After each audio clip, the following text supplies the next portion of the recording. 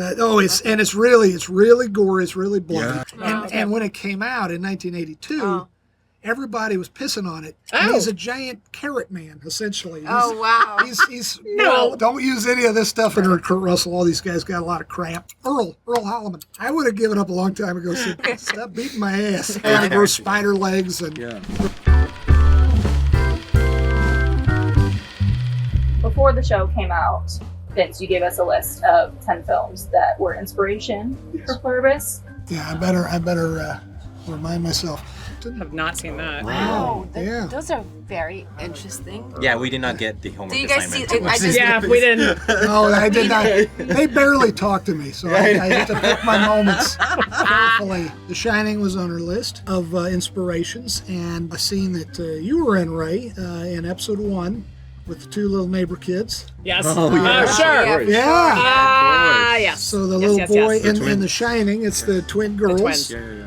We did a little homage to the great Stanley Kubrick. There is a lot of what they call, I believe, a single point perspective. That was a big thing for Kubrick. There's a lot of his movies he had that. The Shining and 2001: A Space Odyssey. And we didn't go for that in episode 1 because we had a shot instead revealing the little kids. I wanted to keep them out of focus. So you're banging with the rock, banging on the door, sure. And then the kids show up. Nice. And that was a fun evening. It was a fun evening. Well, the kids were very sweet, but it was very cold and it was very late. And also, when you work with kids, I don't know why they got laws surrounding working with children. Why would they do that? Since when? I don't know. They used to bring out so much labor coal laws. out of the mines, I and now know. they can't get barely a handle of it. And their tiny little fingers are great for assembling things, but now apparently there's laws. So we had to shoot that thing out, get them out of there quick. Yeah. But they were very sweet. But it was interesting listening to figure out, because of some of those tropes, both in The Shining but other horror movies, of like, what's better for the moment if Carol sees the thing before the audience or the audience sees the thing before Carol. There's that thing Hitchcock talked about. I was going to say it's very Hitchcockian. Yeah. Well, that's me. Yes. That's how I roll. No, but it was it Hitchcock who said there's suspense versus shock. He's so good at underneath it. the table that he says that it's better to show the bomb to people talking at a table. Yes. There's a bomb, and it's better just blowing up.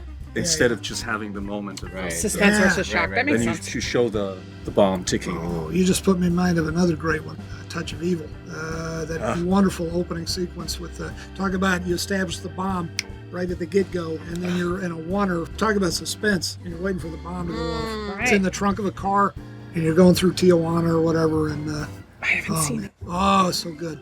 But I didn't put that on the list, unfortunately. The scene where Carol sees all of the body parts, I don't think that we see that first. Good. That's true. That's one that she's experiencing it before you are. Right. Yes. And that's a little bit of Soylent Green. Yet another movie that's not on the list. You know what? I would have put Soylent Green on the list, but I think when I did the list for Letterboxd, I think it was before that episode came out, so I didn't want to give it away. That would have spoiled it pretty good. So instead, I put another Charlton Heston movie on the list, Omega Man. And Omega Man is based on I Am Legend, and it is a story about the last man on Earth. And indeed, they made a movie called Last Man on Earth with Vincent Price in the early 60s, I think, an Italian movie. And it is based on Matheson's novella, I Am Legend. And then Omega Man was the middle version with Charlton Heston. And then there was a Will Smith version, I Am Legend. Oh, okay. But it is a man who is, if not the last human being on Earth, one of the very last. And he's living in a world inhabited by vampires. And they only come out at night, but they desperately want him dead. And it's that one opens with Charlton Heston driving around a depopulated, or so it seems, Los Angeles, and he stops at a movie theater and he starts a generator, and he gets the movie theater running, and he watches the movie Woodstock in this empty theater, which is a great opening scene. And you're thinking, Charlton Heston at Woodstock, that doesn't really compute. But he's into it, but then he's got to go around finding sleeping vampires and nailing stakes through their heart. But that's where that's sort of where the tie-in ends. But Carol is, if not the last woman on Earth, she's the most miserable last person on Earth. Yeah, and you just switched Woodstock for Golden Girls. Yes, there you go. We switched Woodstock for Golden Girls. Yes. Do you watch a lot of movies while you're writing, or after you finish the scripts and then you start watching the movies to get inspired? How does that work? Or you just watch movies constantly? A lot of times I'm a creature of habit, and a bunch of movies that I love, and they probably swirl around in your brain and as a writer, and they percolate, and then they wind up inspiring you. Sometimes you're inspired before you realize it, and then in hindsight you say, this reminds me of They Live. That's another one. Have you guys ever seen They Live? No. The John Carpenter movie. Great idea for a movie. Roddy Piper is an unemployed construction worker. He finds a pair of sunglasses, puts them on. There's a billboard for beer or a billboard for cigarettes, and all of a sudden the billboard says obey. So it's aliens have taken over the earth, and nobody knows it because they are hiding in plain sight.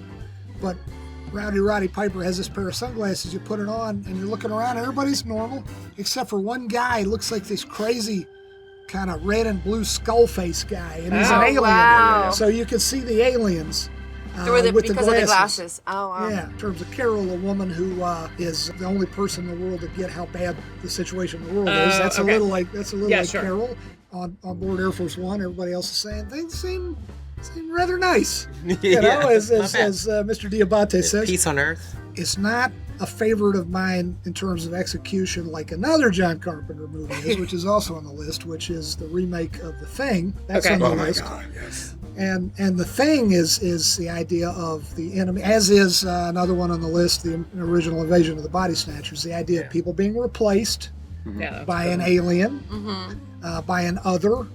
And both those movies are, make sense. Those would be on the list.